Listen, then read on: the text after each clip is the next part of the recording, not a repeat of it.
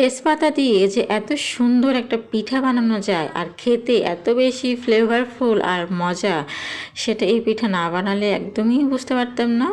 আসসালামু আলাইকুম সবাইকে, বিউটিস কিচেনে আপনাদের সবাইকে স্বাগতম। তার আগে একটাই অনুরোধ, চ্যানেলটিকে লাইক দিয়ে দেখা শুরু করবেন এবং সাবস্ক্রাইব করে বেল আইকনটি চাপ দিয়ে পাশে থাকবেন। পরবর্তী ভিডিও দেওয়ার সঙ্গে সঙ্গে আপনার কাছে নোটিফিকেশন চলে যায়। তো চলে যাই মূল রেসিপিতে। প্রথমে আমি চালের গুঁড়ো নিয়ে নিয়েছি এবং পরিমাণ মতো চিনি দিয়ে নিয়েছি, 1 চিমটি লবণ দিয়ে নিয়েছি। এখন সবগুলোকে ভালোভাবে মিক্স করে নিচ্ছি। এই গোলাটাকে একটু ভালোভাবে মিক্স করে নিয়ে আমি এখানে হাফ কাপ ময়দা দিয়ে দিলাম।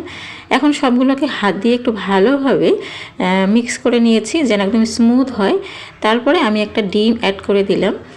এখন সবগুলো উপকরণকে সুন্দরভাবে মিক্স করে নিলেই আমাদের ব্যাটার রেডি। ব্যাটারের ঘনত্বটা একদমই তেল পিঠার মতোই হবে। তারপরে আমি এই যে একটা তেজপাতা নিয়ে নিয়েছি। এখন তেজপাতাটাকে ব্যাটারে কোট করে নিয়ে তারপরে গরম তেলে ছেড়ে দেব। প্রথমে একটু ভালোভাবে এটাকে ভেজে নেব, মিডিয়াম টু হাই হিটে ভেজে নিতে হবে। তারপরে যখন একটা ব্রাউন কালার হয়ে আসবে তখন আমি এটাকে উঠিয়ে আবারও ব্যাটারে দিয়ে দেব।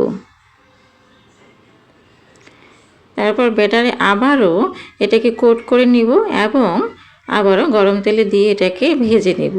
সেম প্রসেসে এটাকে ভেজে নিব এবং আবারও ব্যাটারে কোট করে নিব। এভাবেই কিন্তু পিঠাটা তৈরি করতে হবে, মানে লেয়ার টু লেয়ার এটা তৈরি হয়ে যাবে শুধুমাত্র একই প্রসেসে।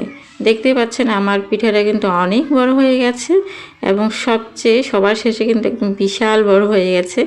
এই পর্যায়ে কিন্তু পিঠাটাকে উল্টে পাল্টে ভেজে নিতে একটু কষ্টই হয়ে যায়, কারণ খুব সাবধানে উল্টে নিতে হয়, নাহলে কিন্তু তেল হাতে লেগে যাওয়ার সম্ভাবনা থাকে বা পড়ে যাওয়ার সম্ভাবনা থাকে।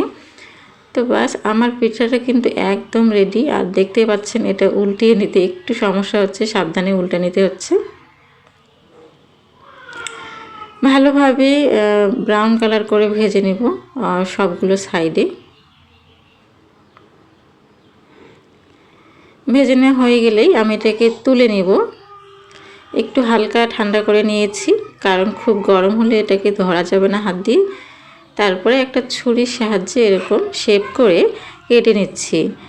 আপনারা ইচ্ছা মতো শেপ করে নিতে পারেন, পাতলা মোটা। আমি একটু মোটা মোটা করেই নিচ্ছি। আর ভিতরে কিন্তু এখনও গরম রয়ে গেছে, একদম ধোয়া বের হচ্ছে। আর খেতে তো একদম তেজপাতার ফ্লেভারে অনেক বেশি টেস্ট হয়েছে। তো কেমন লাগলো ভিডিওটি অবশ্যই সবাই কমেন্ট করে জানাবেন। আর ভিডিওটি ভালো লাগলে অবশ্যই চ্যানেলটিকে লাইক, কমেন্ট, শেয়ার করে সাবস্ক্রাইব করে দিবেন। ধন্যবাদ সবাইকে। আসসালামু আলাইকুম।